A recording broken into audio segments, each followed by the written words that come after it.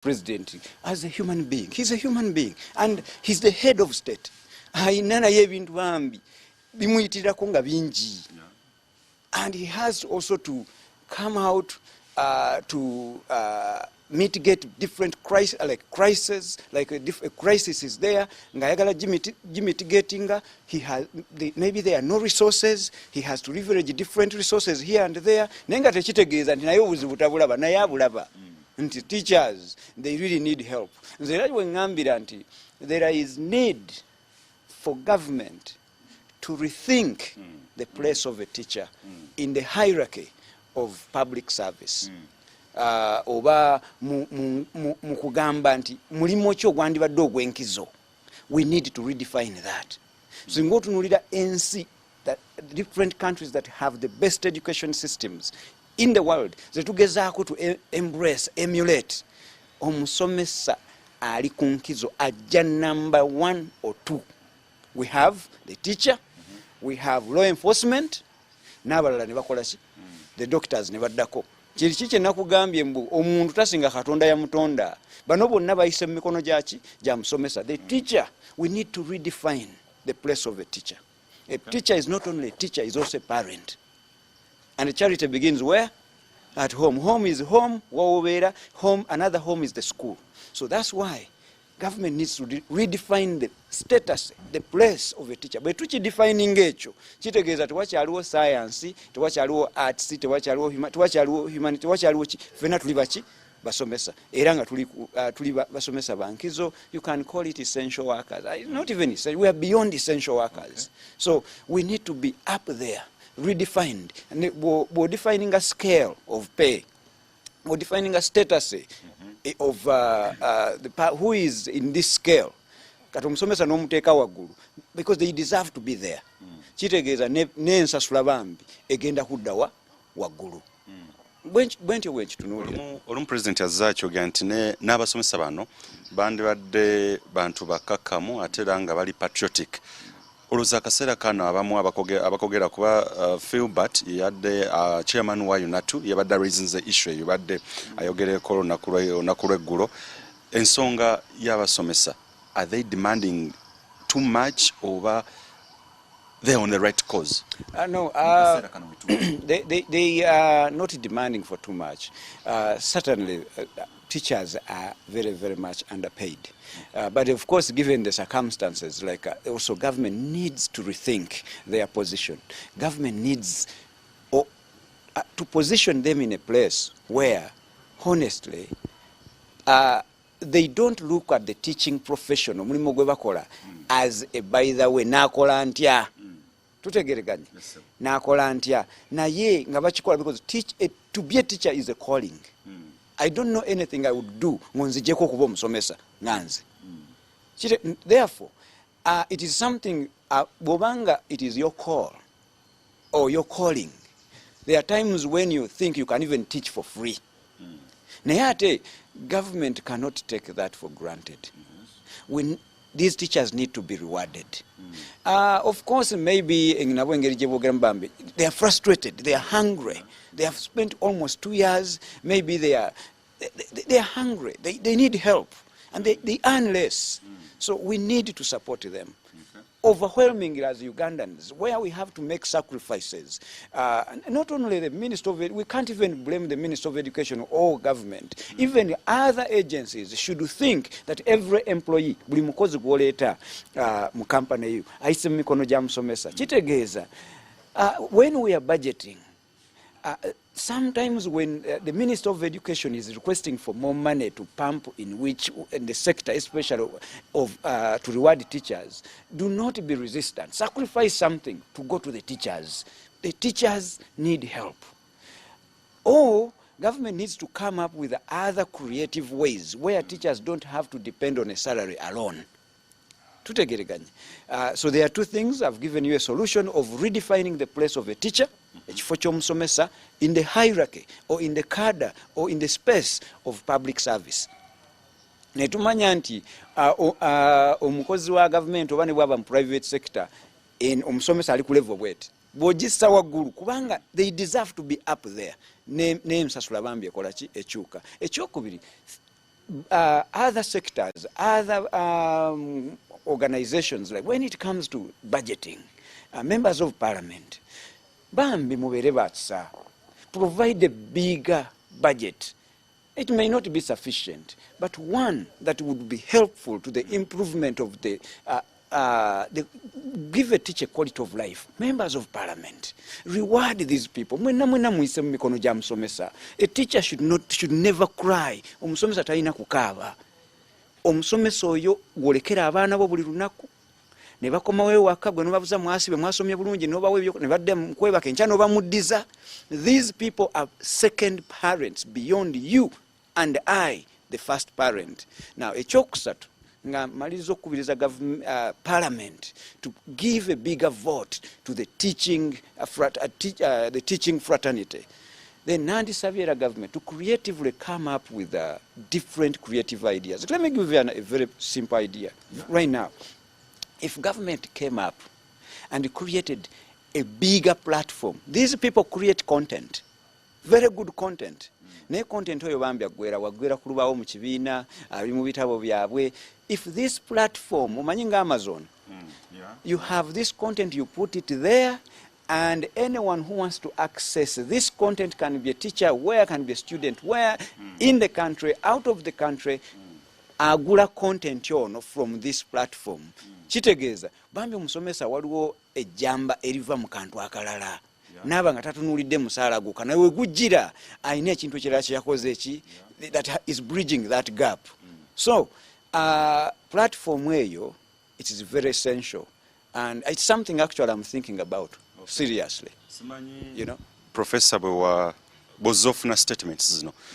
First Lady atedanga Minister of Education azazogerako nti kiri better bwe bafiringa nti omwana okufuna olubuto omuwala regardless of the age, because we have a lot of teenage pregnancies ezireetedde olw'ekimbe kya COVID-19. Amasomero gaggalwa.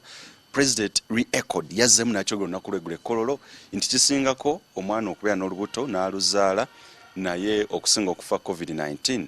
What do these statements mean mu kaseera kano, era are they called for mu kaseera bwe kati? Okay, I'm not a spokesperson of government, but I'm going to give you my opinion. Nganze, Dr. Lawrence Muganga. So, you know, waliwo ekintu kye tulina okutegeera nga bannayuganda anti bannange ensi yakyuka. A student, kati nganze ali the Vice Chancellor of Victoria University. There are several students I expect. I expect a student who is a mother. I expect a student who is a single person, has never had a child, tafumbirwangako batawasangako. I expect a student who is a working class, bambi nga atawana n'emirimu buli lunaku ate najjera n'asoma. So the world has changed. Tutegereganye. And education should not be discriminatory. Education sector teina kutandika kuboola gwe wafunye olubuto lekeraawo okusoma nedda ssebo nedda nnyabo. Everyone is welcome. Nti gwe wazaddeko ng'ate okyali musomera jangu osome. What we need, Professor Nava P7, they are primary kids, they are Lindako. It is unfortunate, and it is not acceptable. Owulira. But we also have to think about it as parents. If we are failing to support, to care for our children, nange ndi muzadde nyina abaana, my number one responsibility is to make sure that abaana abo nabo bakula mu mbeera ejjo bayamba mu biseera ebijja mu maaso. We also need to naffe tufeeyo to take care of our kids. We are not going to leave our kids in the hands of government to take care of them. Kati olaba omugaso gw'omusomesa nti omwana bwe yalekeraawo genda ku ssomero ate bw'akomye weewaka bamufunisiza olubuto, azadde omwana asooka, azadde n'owookubiri. Recently waliwo omwana gwe nasisinkana w'essoroti eyo nga jjajja ku myaka 24, a grandmother at 24. Can you imagine? That means yazaala nga alina 12, omwana we gwe yazaala nga alina 14, yazadde nga alina 12. So naye you see the role of a teacher now, omugaso gw'omusomesa nti kasita abaana bano batuva mu mikono kati bali powerful n'okusinga abazadde. Okitegeera nti ffe muzadde omwana akomyewo ewaffe naye era ffe tulemeddwa omulabirira bamufunisiza olubuto. Awo we twandibadde tutandika okulowooza members of parliament, all these legislative members, government, Minister of Education mulowooze ku musomesa ono ayina omukisa gw'amaanyi kati bwe nkomawo ku kino His Excellency the President kyeyagambye and the Honourable Minister of Education Janet Kataha Museveni honestly Mr. Wamala oba n'abalabi ba Baba TV obulamu bwagalwa. We cannot lose a life. We can't afford to lose a life because oba omwizi bwalina okudda oba if it takes sitting home 3 years bannange omwana oyo education can come in it. I'm an educator. I have come to learn nti you can go back to school anytime and you succeed and you thrive in life nobeerawo obulamu obweyagaza naye ate bw'ofa you don't have that opportunity. Abaana bano be mulaba be bagenda they are our NSSF mu biseera bye tutasobola kukola ki kweyamba ffe nga tukaddiye. Kitegeeza nti mu kifo ky'okumufiirwa ajja kuddayo asome asigale nga mulamu era afune obulamu obweyagaza fena tu benefiting mwana ono. Esembe professor nga tumbawumba olwakadde nti ensonga simanyi wano mu kaseera ke tuli gwenga omuntu gwe mannyo wa authentic learning or advocating for authentic learning mu nsi zonna nga gy'obadde Canada ne wano mu ggwanga Uganda. Education sector wa system mu kaseera kano ke twogeramu yandikyusiddwamu okulaba nga etuukagana n'ebizibu bye tulina sako n'ebyetaago ebireeteddwawo pandemics ez'enjawulo. How can we restructure okwawukana kweri kujja wali advocating akoze ebintu bizze bikyuka anti kakati olaba singa the people who manage the education system mu Uganda muno they listened to what I was talking about. Yes. Authentic learning. Yes. Actually it means we would have had an education system that is pandemic proof. Yes. And not only being pandemic proof but also future proof. Kitegeeza nti tewali kintu kiriva mu maaso eyo kijje kitaataganye ebyenjigiriza. So authentic learning means you can okugikumenyeramu mu bwangu nti learning can happen anywhere anytime. And learning can take place to empower the head, the heart, the hands. Tutegereganye. Kitegeeza nti newomaliriza nebo dropping out mu P7 there is something you can do to support and help society. Nti olina akantu kosobola okwekolerawo n'ofuna akasente akatonotono akasobola okukola ki okubeeza. We're dropping out from senior 2 era waliwo akantu komanyi kosobola okukola hands on yeyo authentic learning. Kitegeeza nti ne bw'oba ofunye olubuto bami nga kyamukisa mubi ofunye olubuto mu P7 wozaalira omwana oyo era olina okusoma paka lw'ova mu ssomero n'ogenda n'ozaala era n'okomawo n'okola ki. Mukwano gwenyo sava chini abuuza ali kumpe wabuuza nti government political will egirina ey'okukola ebyo by'ozoogiwabula for instance nti okudigitalizing ebyenjigiriza tusomere ku mitimbagano yadde nga waliwo ebisomooza bingi olabawo will ekintu kino will yo ne bwe yandibadde teriiwo. Now you know umanye njogera egamba mbu when change has come when you refuse to change, change has to change you. Kati ani yali amanyi nti abaana balituulewako emyaka 2 tewali yali akola ki. But government has battled this pandemic and we have not lost so many lives compared to other countries, say US or where or whatever, and other countries, right? Kitegeeza ensi ekyuse and government has to listen. Tutegereganya. That will has to be there. Era will teriyo. Mbasaba bana develop that will. Tuyina okutukagana n'omutindo ensi gwe yeetaaga. We live in a global village. The labor market is not only Ugandan labor market. We have to educate students that can fit in Tanzania, in Europe, in Canada, in US, in Argentina. We have to be very, very mobile.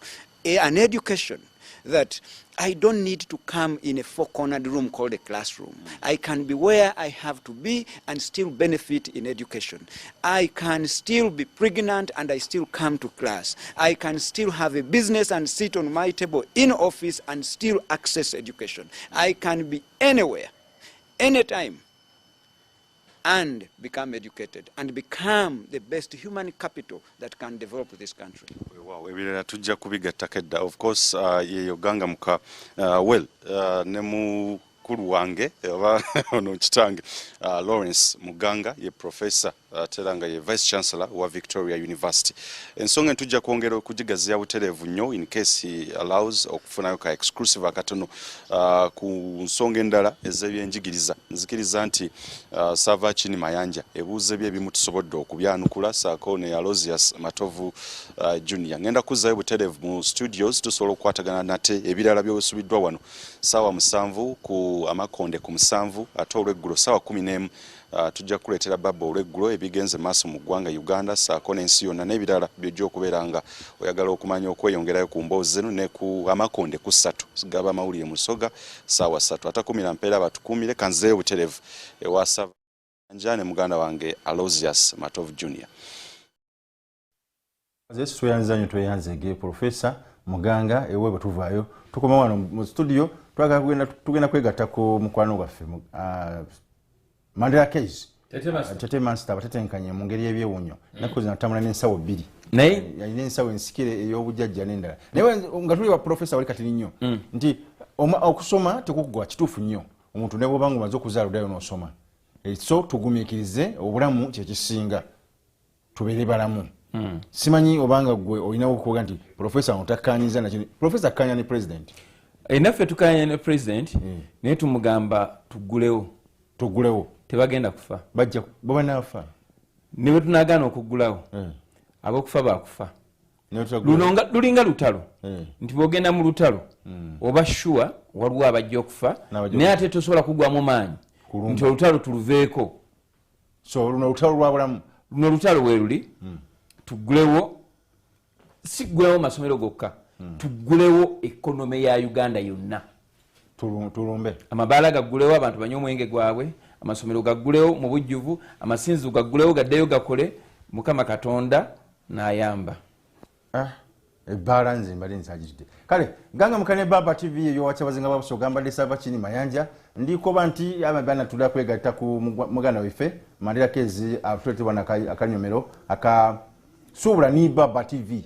ate n'oluvannyuma olugambo ni mu Big Daddy adabaawo n'olugambo ate twegatte kufumitiriza nina akantu ke nali njagala okwogera kaliwo ate naye nkogere kati n'akaseera kabise akaseera kabise kale enkya odakatuwaze enkyo bulungi nnyo nkya njakale kale mbadde Sava Chini Mayanja ne muganda wange Aloysius Matovu Junior tugamba nti lata ife kyabazinga babusoga afunvubwa ebyanda n'ebyanda Mandela case ajjanisibwa ne Baba TV.